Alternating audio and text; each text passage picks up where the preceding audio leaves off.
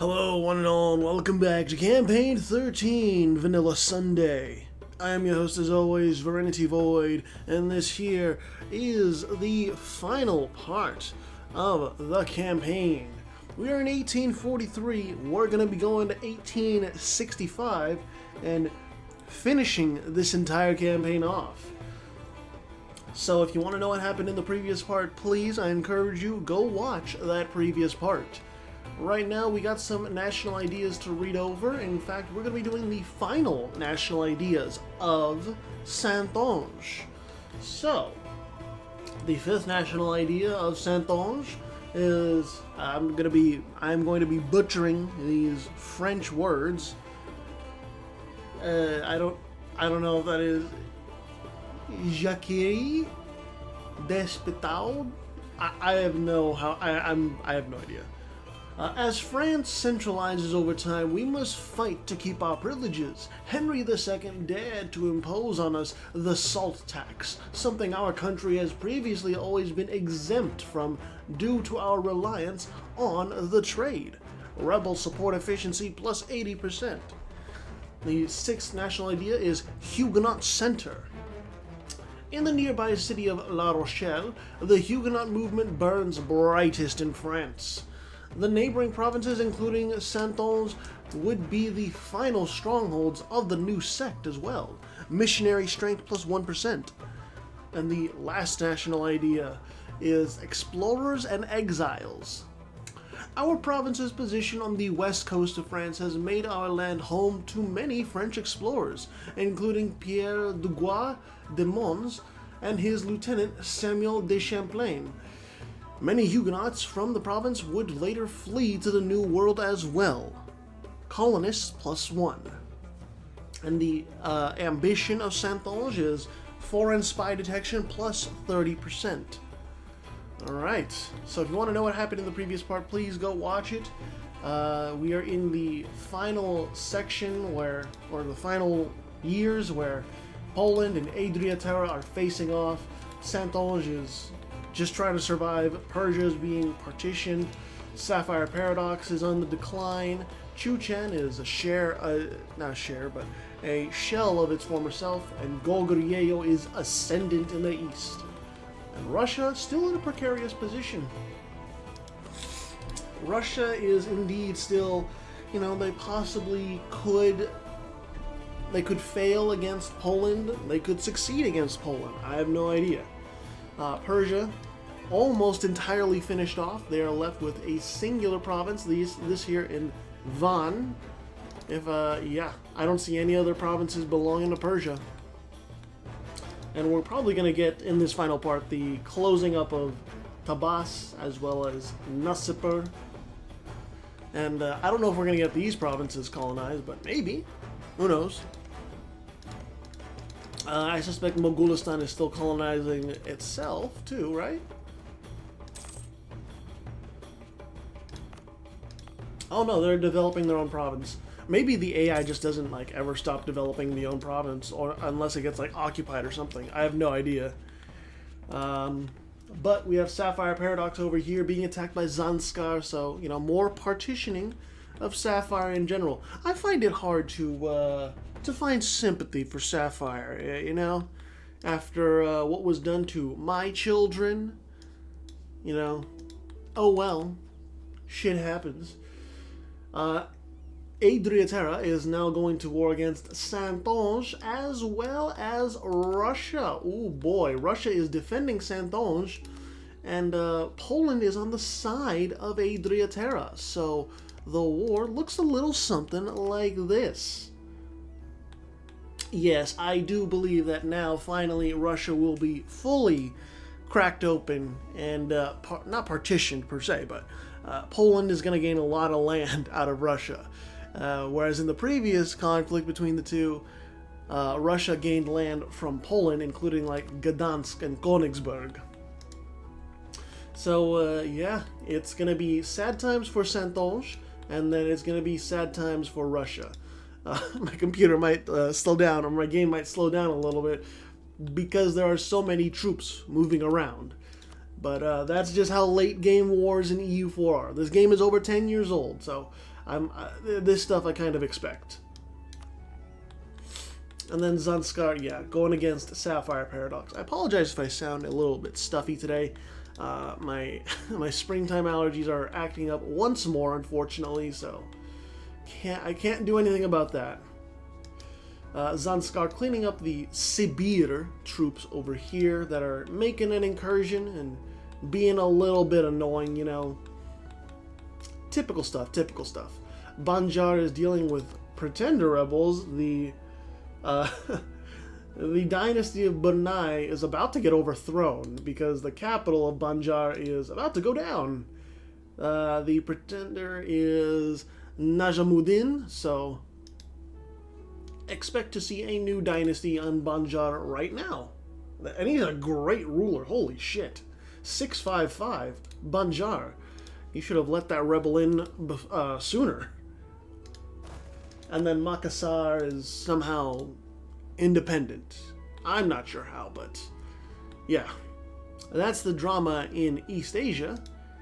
Anything in the Americas? Nope, Golden Eighth is just sitting on their laurels. And so is Crimson Paradox. Not much else to do, really, for them. They're just chilling. I should note that in the previous part, we saw like that event that said like, oh, the revolutions have ended. They didn't take any countries. I loaded up the previous part just to look at it. Just to look at the start of part 17. And, oh, wow. Oh. Gobri, that's a lot of land you're taking from Russia. I didn't think you would take all of that, but that's awkward. It's going to create a lot of weird movement paths for Russia, but okay. But yeah, I loaded up the start of part 17 and I looked at it and just to see if the revolution really did spread around in the 1700s. And yeah, the revolution did spread around, but it spread all across the Central America, really. It was Central America with a little bit into South America and a little bit on the eastern seaboard. But it wasn't enough to really overthrow any governments. Like, it fully spread throughout Vaikura, but Vaikura was stable to the point where they did not care about the revolutionary sentiment, so they were able to hold off the revolutionary ideas. And, yeah, just the movement petered out. That's basically it. So that's why we got the event in the last part that said, like, hey, the revolutions are over. They didn't gain any ground whatsoever. And we don't have any revolutions nowadays. Or at least right now. I'll just take a look at the map real quick. Yep. No revolutions. Also, if you're wondering about me doing possibly like a super detailed look in depth at the culture map, I'm not going to do it this part. I did that in the last part. So I'll give a general overview of the culture map mode at the end of this campaign at 1865, but I'm not going to go super in depth with it. That's pretty much the long and short of that, and I'll go over like the other map modes, of course.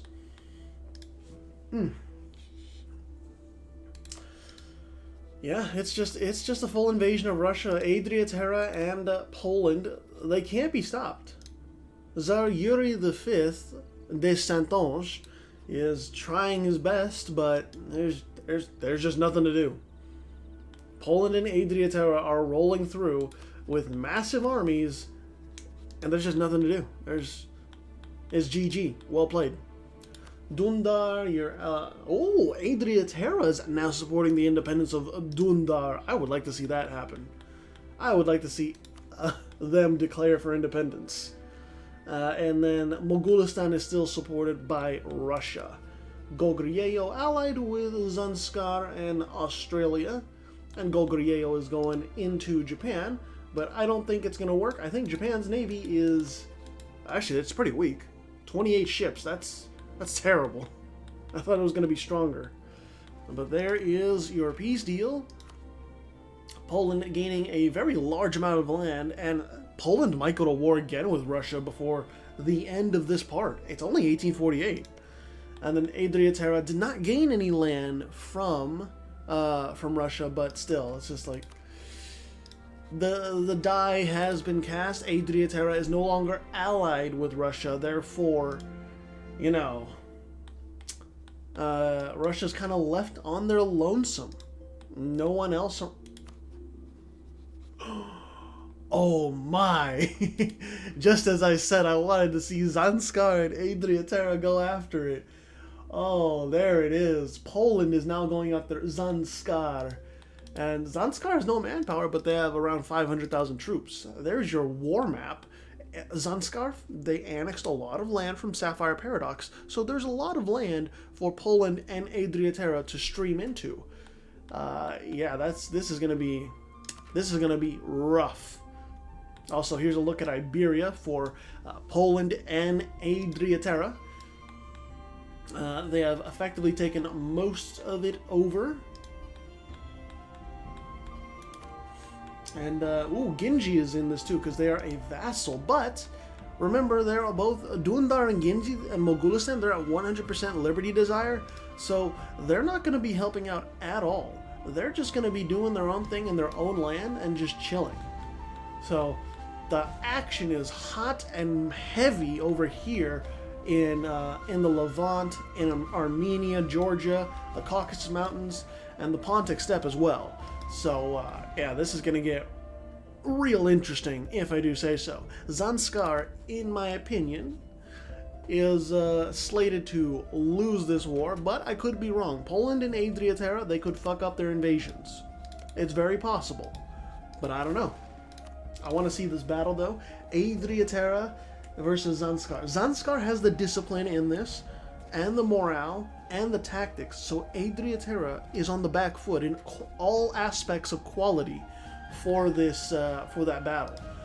I'm curious about Poland, though, because Poland is a different beast. Poland has national ideas that actually buff up their troops. So, if I see a battle between Poland and Zanskar directly, I'll try and look at that. Persia is also a tributary of Zanskar. Interesting. Okay. Oh my god, look at Sapphire Paradox and look at Walaita. Walaita's large and in charge for East Africa. And they're not actually super keen on converting. Okay. Man, there's so many troops going around Zanskar. Like, it's a lot. Oh, and Sibir is fully annexed. Sibir got fully annexed. Wow. I didn't think the day would actually come. Okay. Look at this mess of Adriaterra and Polish troops just swarming through the Levant. Huge. Okay, here we go. So, between the stats between Poland and Zanskar, Poland has more discipline, more morale, and more tactics. Interesting. So it's kind of a clear ladder here. Poland is at the top, Zanskar's in the middle, and then Adriaterra is at the bottom in terms of overall military quality. And I think we know that Zanskar, they can't hold out forever, unfortunately, or fortunately, depending on who you're rooting for. Look at this. Look at these rivers of soldiers just flowing through the Balkans and flowing through the Pontic Steppe. Man, you know, this is the first time I'm ever actually seeing like actual like red streams, rivers of regiments just flowing into one direction. This is actually kind of cool. I'm kind of mesmerized by it, honestly. But yeah, Zanskar. This is an imperialist war, by the way. I should remind that it is an imperialist war, so the war goal is right over here at Zanskar itself, this province, this glacial province of 16 development that produces opium. So, keep in mind, that is what Poland and Adriaterra are working toward. Granted, they're making pretty good fucking progress. Golden Eighth, going after Vicura. And then Thomon, for some reason, is going after Shamrock Paradox. Malaya going after Japan. And then Goguryeo going after Japan. Congo is going after Malindi. Alright. So yeah, not much happening in East Asia. It's just minor stuff. I don't know. Borders might get cleaned up the longer this part goes. We'll see. But yeah, I'm going to take a sip of my drink while this goes on because I don't really need to commentate over what is happening to Zanskar's territory and Zanskar's armies. It's brutal, but in my opinion, this was kind of expected. Zanskar is great in terms of like how much power they can put out, but you're going against like number 1 and number 2 or number 1 and number 3. Good luck doing that alone. Your subjects don't even like you, so you're not getting any support from them either. So it's I have no idea what else to say other than this was kind of a foregone conclusion.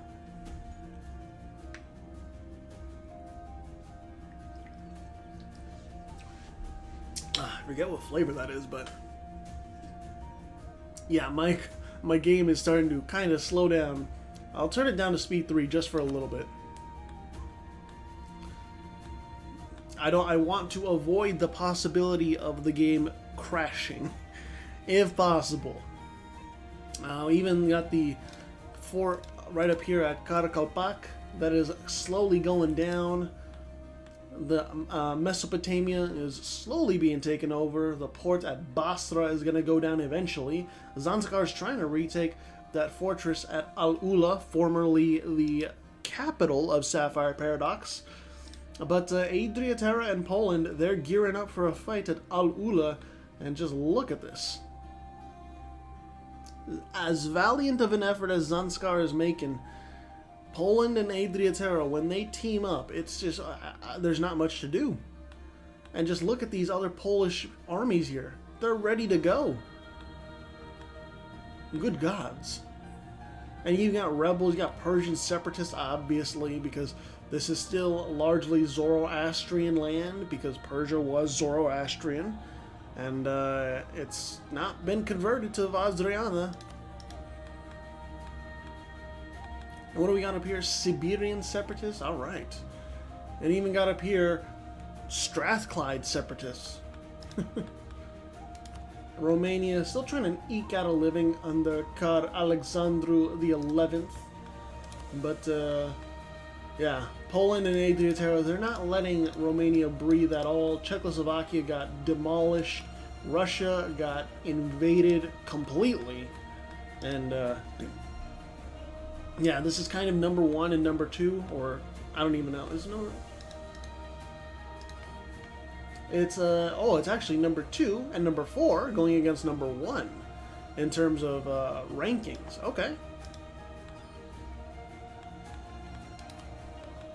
Actually, Zanskar is still doing pretty nice in terms of what's it called? In terms of how many troops they're able to put forth. Kind of surprised at that. Ooh, an earthwork expert. Okay, and their heir is 345. Okay. And I keep having to remember, Adriaterra is technically a republic. They have civic republicanism, and their leader is a prince. I don't know what that's called. If because of the wording or the pronunciation, it's called prink. I don't think it is, or princh. I may be wrong. I have no idea, but I'm just gonna call him Prince Tommaso Giustiani, which is distinctly not Albanian in my opinion, from what I know, because they're still properly Albanian primary culture, you know, this stuff. But yeah, it's only getting worse for Zanskar. They're putting up a valiant effort, they really are. They're trying their hardest to stop Poland and Adriaterra, but yeah, it's not working.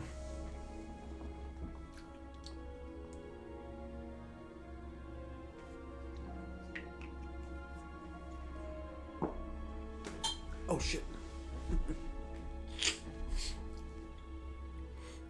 Oh my god. Where were we? So yeah, that fortress at Karakalpak is down. Poland took on the likes of Australia. Oh, okay, Australia. They converted. Wait a minute, what? When did Australia convert to Vajrayana Buddhism? What? I'm just curious. When did this convert? Abandoned. Oh, 1811. Wow, that was a while ago. I had no idea. Okay, Australia turned to Buddhism and disregarded their original faith. Interesting stuff. And Australia is allied to Zanskar, so Australia has brought in their troops to try and help them out. But unfortunately, you're talking about Poland here, which is like the peak of the peak currently. I don't think it's going to do much. Adriaterra has pieced out. Did they take any land? They took a couple pieces of land. You know, Matrega as well as Urfa and Hisenkaifa. But other than that, nothing else. Adriaterra has left, and then Poland pieces out. Did they get anything from this war? Seemingly not. In my opinion, it is because of that war goal. Because Zanskar has their capital all the way over here, it is so far for the AI that, you know, they just don't have the motivation or the will to go all the way across Iran and even past the Khyber Pass right here to go to the capital at Zanskar. If it was closer, like at Hormuz or something, or like Samarkand, maybe the AI sticks around. But yeah, Poland and Adriaterra just don't. They don't want to stick to it and just like, yeah, fuck this. I'll come back later. It's too far. My troops are complaining. Way too far. And whoa! Apparently the Crimson Paradox was helping out, I guess, Vicura much more than I anticipated. Because, yeah, Crimson Paradox is now getting fully invaded. For some reason, I don't like this color combination right now. This feels like it's giving me a slight headache, seeing the yellow stripes on, like, the bright pink or bright red. It's just... It feels like it's assaulting my eyes. I'm not gonna ban this, obviously, but it's just like... For me, the viewer on my monitor, I don't know if you, the viewer, are hurting because of this too, but it's like, that color combination doesn't feel right. It doesn't look right. It's like, I'd rather not see it, but it's just what happens. These are AI-only campaigns. I'm not going to limit the colors. I shouldn't limit the colors, should I? No. Otherwise, I'd limit it to only green, because green is the best fucking color there is. Anyways, Crimson Paradox, yeah, they're crumbling. The Golden Eighth just has over 800,000 troops, and they are all swarming south. Through the jungle, through the woods, it's horrific for Crimson Paradox. And Vicura's, they might get fully annexed. It's very possible. I don't doubt it. Like, what's stopping the Golden Eighth after Crimson Paradox pieces out? What is stopping them? And yeah, Golden Eighth going along the banks of the Amazon River, taking down that fortress at Paramaribo, Paramaribo, I think that's what it is. And there you go. Golden Eighth takes the port at Piura, and OQ4 takes some land over here and over here. Vicura is left with just one singular, a few provinces, my bad. Powhatan released as a vassal of the Golden Eighth. That's really about it. Golden Eighth just continues their hegemonic rise. I wanted to see the ledger, please. Poland is now going after Kumri and its colonies. Zanskar is going after Romania, and for some reason, again, we have a revolter tag, the Maghreb, taking hold over here in Arguin. And then Manila against Banjar. Okay, nothing really of note. other than, you know, Poland and Adriaterra trying to consolidate their holds in Iberia, trying to kick Cymru out of Europe proper. I don't think Poland is going to make it to the mainland. I think that would be very risky and very foolish, but I could be wrong. Actually, how far along is Cymru with their missions? They actually have almost every single one except Land of Castles and then the Clansmen. I guess they don't want to do the agendas for the clans. Placate the clans, limit clan representation, or privilege grants. Okay, interesting. But yeah, Cymru can't really do much for in terms of like landing troops and going against Poland, because what do you do when Poland has over 800,000 troops and stretches from Iberia all the way to the Baltic? I'm not sure what you do against that. Oh, Zanskar is actually facing some rebellions. Are you in a disaster perchance? You are not. Okay, you're just dealing with some typical rebels. Interesting. Zanskar still has no manpower though. That is probably something to pay attention to. Also, I see this weird flag. We have Delhi, interestingly enough, over here on a lone island, probably rebels that broke away. And Japan. I thought I disabled this. Bro, why? I really thought I disabled that.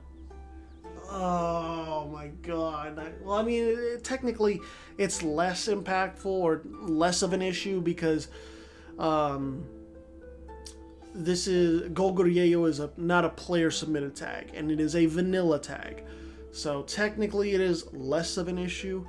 It would be more of an issue, in my opinion, if like someone submitted a tag here and then it expanded super fast, and then, or maybe it was like Chu Chen and then it took over, synthesized, did whatever, and then it became Heavenly Kingdom. Because the thing is, with this decision for the Heavenly Kingdom, when that decision is taken, it turns you Protestant, which, like, that's not good. That's not desired. It's one thing if it gives you the choice or whatever, that's fine. But converting you automatically is just, no. I don't like that at all. That's why I usually have the Heavenly Kingdom disabled in general for every single campaign, because it just doesn't give the tag the choice. And they don't even get unique missions. What the fuck?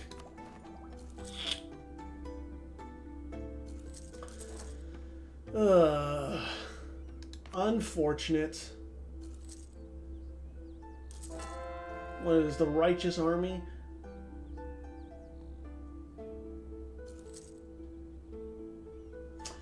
Oh well. Actually, well, do they have any disasters? No. No, they're just chilling. Okay.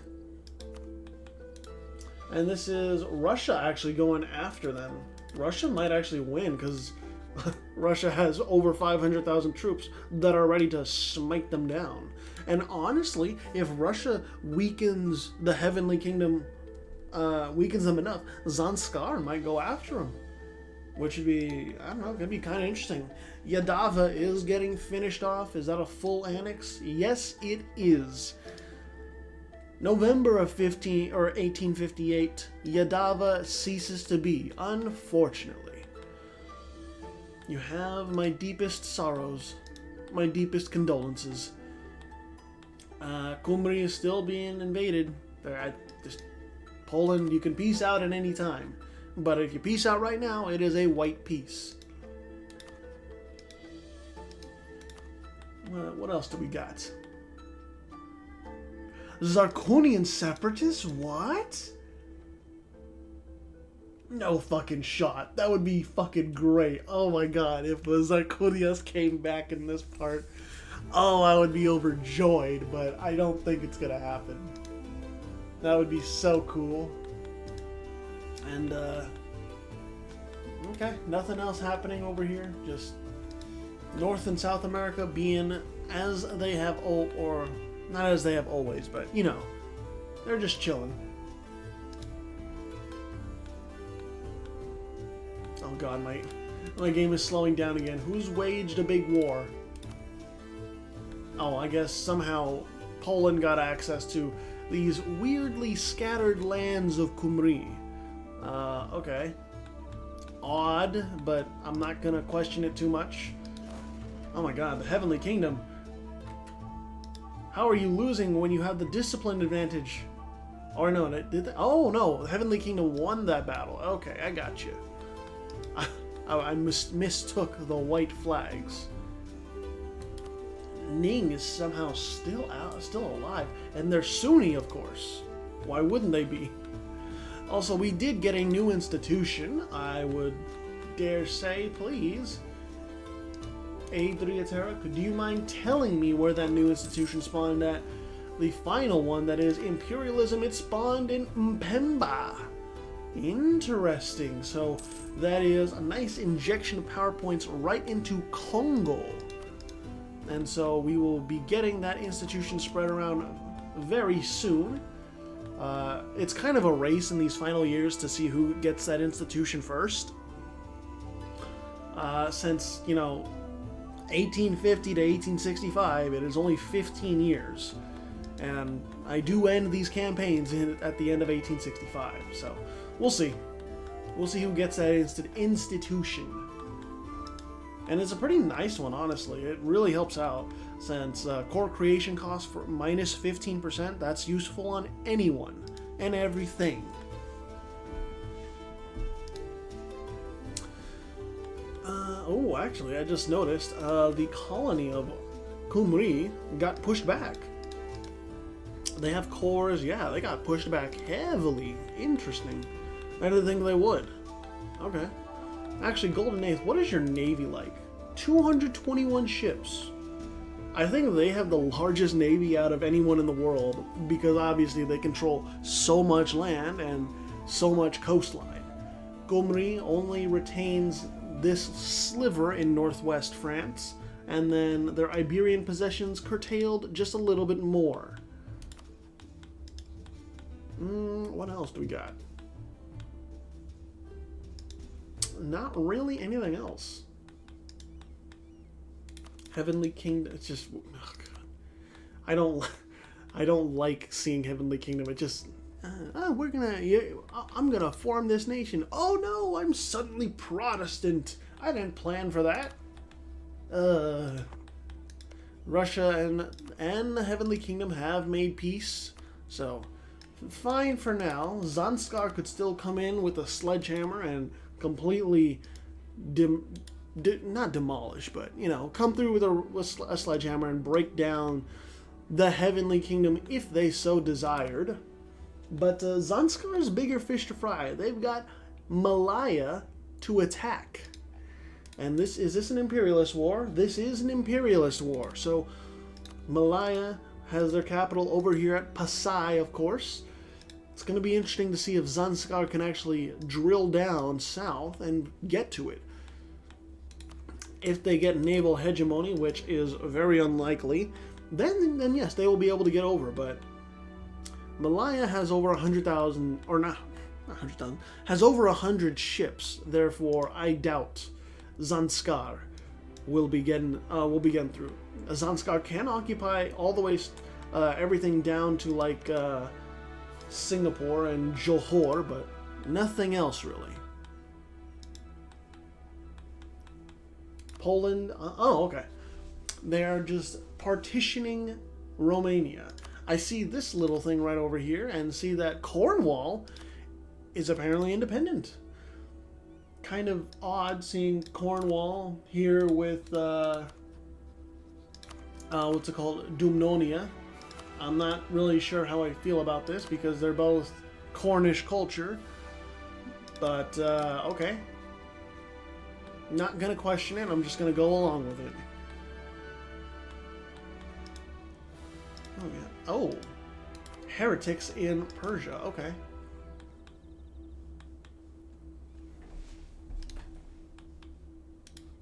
What do you guys just stand...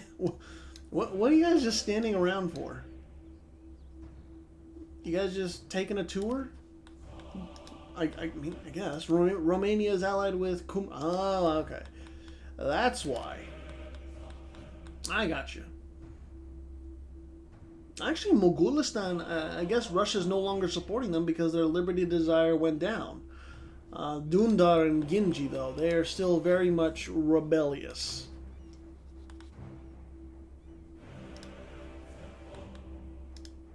I don't... No. Okay. Wait, is that... Oh. For a second, I thought Mogulistan had like 95,000 troops. I was going to say, like, that's a... How do you have that many as a subject nation? But no. No, Zanskar just bulldozing southward without any care in the world. Also, I'm surprised Manila is still around, honestly. I thought they would be fully annexed by now, but I guess not. Are they gonna cross the strait? Is there any... There's no ships? Malaya, you need to put ships... Okay, they put some ships right here. It's like, if you don't put ships there, Zanskar's gonna go across... Oh, no. That's not it. There's a line right here. Okay, they got some ships. Because if you let that blockade go for a moment, Malaya, Zanskar probably will pour troops across, occupy Siak, and then you will be fucked. You desperately do not want that. That would be horrible. Also, you got Sapphire rebels and Abbasid rebels? Really? I swear, these huge, like, globe-spanning empires are always breeding grounds for new rebels that are fighting for new causes. Not sure how I feel about that, but okay. I also just noticed that the Kiel Canal is open. The Panama Canal we saw earlier is open. The Suez Canal is not open. I suspect that maybe Adriaterra will be trying to get that open, but I could be wrong. Panama... Yeah, okay. I didn't imagine that, right? The Panama Canal is open, correct? Yes. Yes, it is. Oh my god, they made it across. Malaya was slacking. They were slacking indeed, and Mogulistan has taken the torch across the water and has now occupied a healthy portion of Sumatra. Malaya, this is your doing. This is just completely on you. I have nothing but shame for you. Because it's not hard to just station some ships there to make sure the port or the strait is blocked. I don't know. But yeah, Mogulistan doing the work of Zanskar. And we are actually almost to the stopping point for this campaign. 1865, we are here. December 31st of this year, I put a stop on things and we go over the campaign. Or at least we go over the map.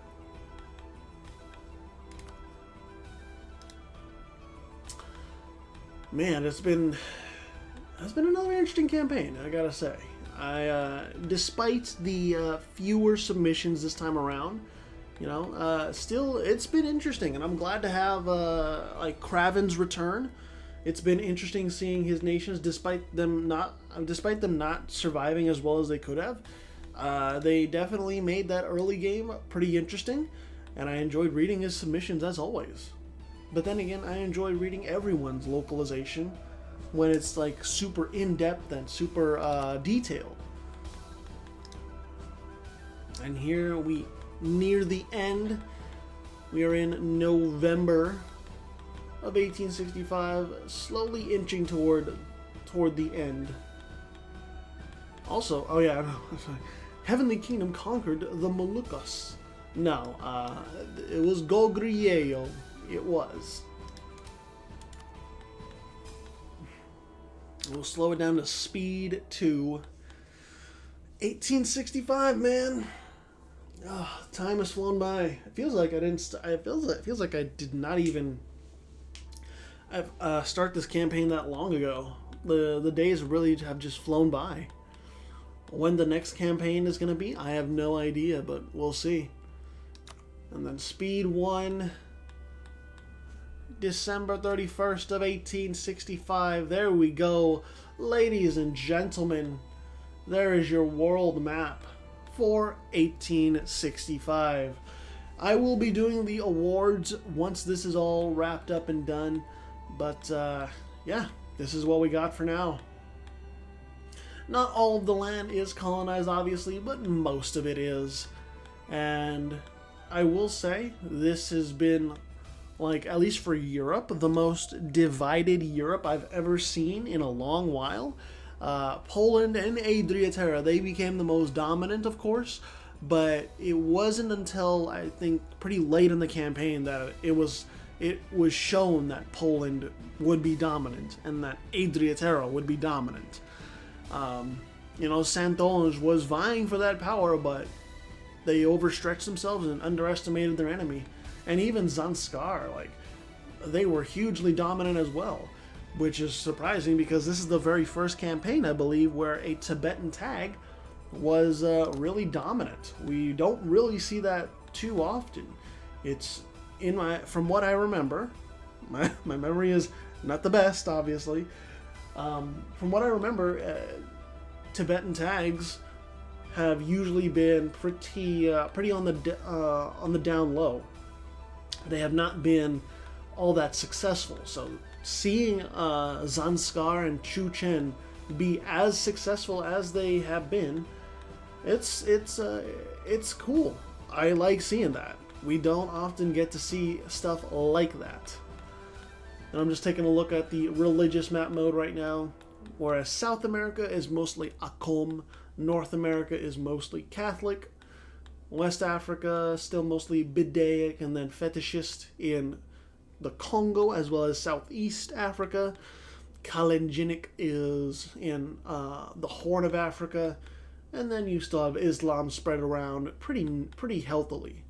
It should be noted that Rome is Orthodox, so the schism in some sense has been mended. The papacy has not been independent for over a century. And Vajrayana Buddhism taken a hold across Iran as well as India, and even into Southeast Asia, displacing Theravada, and then Protestantism, fucking Heavenly Kingdom decision. I already ranted about that. I'm not going to rant anymore. And then Shinto for Japan, of course. And then here's your culture map mode. Again, if you want to see a more in-depth look at the culture map mode, I did that in the previous part, so please go watch the previous part if you want to. If you want me to highlight certain culture groups. I'm not going to highlight all of them. I'm just going to highlight random ones. But like I said in the previous part, I do find it cool that, despite a tag going away because of being fully annexed or something else, the cultural remains are usually there and do not usually go away when they are conquered. The conquering nation usually just accepts that culture and it sticks around. So the imprint that the conquered nation left on the land is still there, like the Blackfoot and Yokuts. Those cultures are still very much there. They have not been converted. Instead, they are accepted. So I find that to be pretty cool. You can still see the shadow, I guess, of those former nations sticking around. But yeah, like I said, if you want to know that in-depth culture map mode, please go over and look at it or watch it. What else? What other map mode? I don't really think there's really anything else. Let's see. Oh, we can see the development map mode too. Yes. Let's take a quick look at this. Got right here this nice 70 development province in Poland. That is pretty fucking intense. And then over here, Cairo at 45 development. Walaita has some nice development provinces. Yatenga at 24 development. Highveld at 38 development. Dunda are actually pretty nicely developed here too, because they've been, I guess they've just been concentrating on their own land. Bechbalik at 62 development. And then what else do we got? Right here, Guangzhou, 47 development. And then Ayutthaya at 25 development. Yolha at 30 development. And then, what's it called? Melaka at 24. And then Johor at 22. I don't know why I said it like that, but oh well. Manila, 23 development. Australia is actually nicely developed. Over here, I think this is the capital right here, at Wulna at 31 development. And over here, Bunjalung is at 32 development. Aotearoa, their highest development, I think, is right here at Taranaki at 31 development. And let's see the Americas as well. We got some Savannah or Borgerborg. Okay, Dutch province, 42 development. Got some nice development over here at the mouth of the river. Over here at Hersenshim, 30 development, and over here Fort Kick overall, 27 development. Oh man, the Caribbean is actually a really nice place. This slot machine did work. My goodness. Man, I guess those national ideas really did help.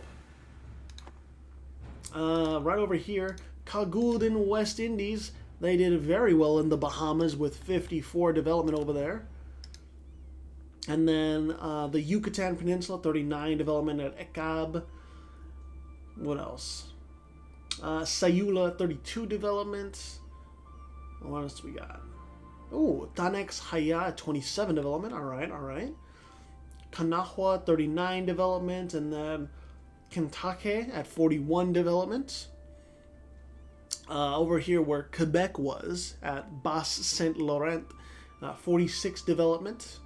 And then Golden Eighth, their capital, is at 34 development. So pretty high up there, but not the highest. Remember, there is an award for highest developed capital, so I will be looking at that too. Kaina is at 40 development over here. And what else do we got? Man, look at that. Yakimo, 43 development. Shit. They did very well over there.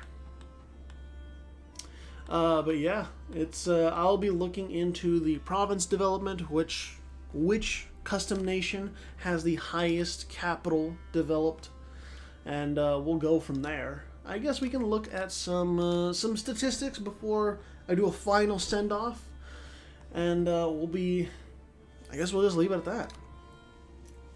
Highest prestige, at least. Poland, Golden Eighth, Welaita. Highest inflation. Oh my goodness. Socotra. What did you do? And then Congo, and then Malaya. Like, I can understand like 7, 8, 9% inflation. How do you do this? How do you get up here? That's my question. Let's see. I will be looking at max development later, but maximum manpower, who has the most? Poland, Golden Eighth, Zanskar. That shouldn't surprise anyone. In terms of technologies, everyone who reached 108 was the highest. And then ideas, 112 is the max. Power projection, at least. Everyone from Kumri on up is at 100 power projection, including the Heavenly Kingdom. Huh. Okay. And so take a look at some governments, and then we'll do some military, some navy, and then we'll be done. So admin efficiency, highest admin efficiency is 90% across the board. Man. What about corruption? Malindi followed by Morocco, Persia, and Mahra. Maximum absolutism is OQ4, so that slot machine is really pressing its own people. Good gods. Followed by Crimson Paradox, and then Kaguda. And then the maximum possible absolutism is the same. Now, who had the least absolutism? Mahra, Mossi, somehow Mossi's still around, and Aotearoa, and then Vermilion Paradox. Interesting. And then let's do some military. The army quality.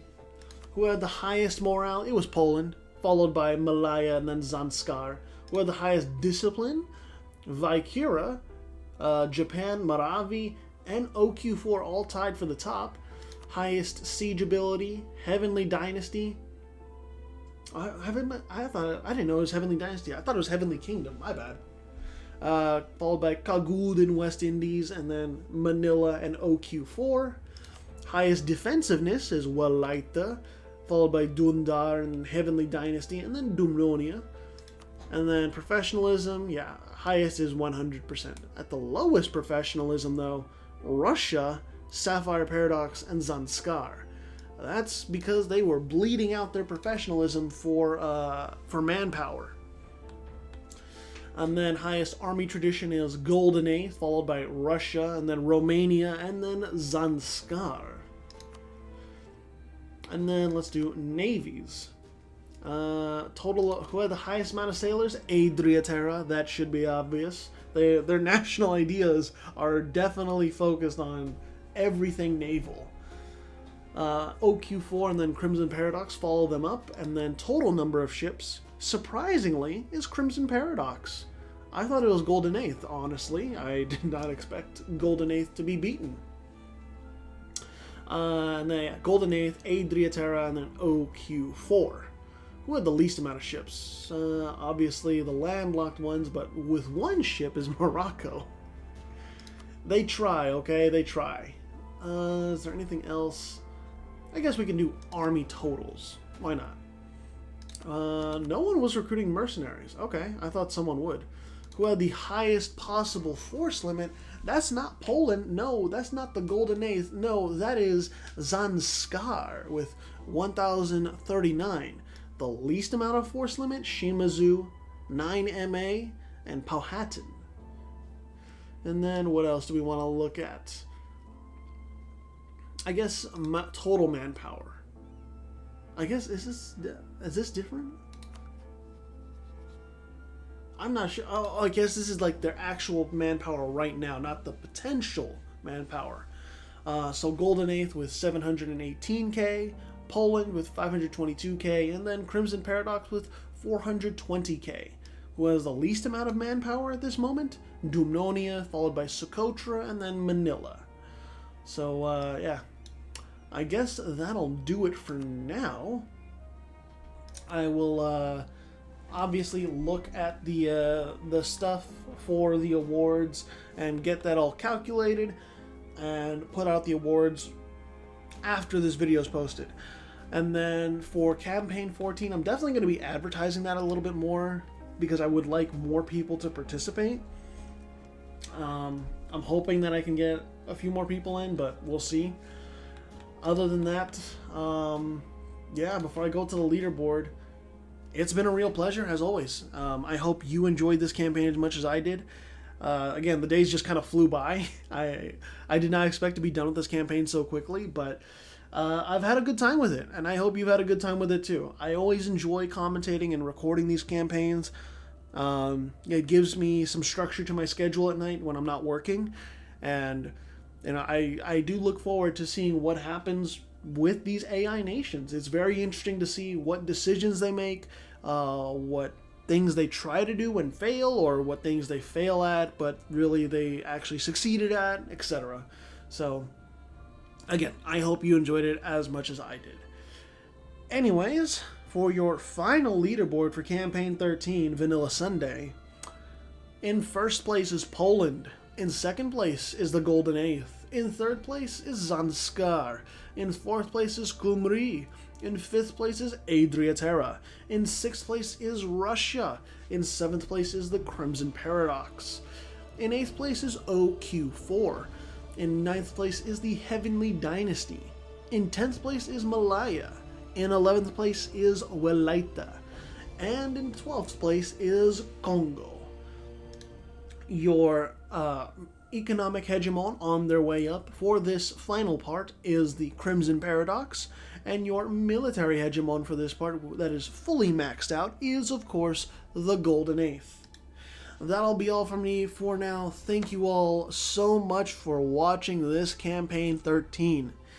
I will see you all for the next campaign, which is not yet named, but Campaign 14 is on the horizon.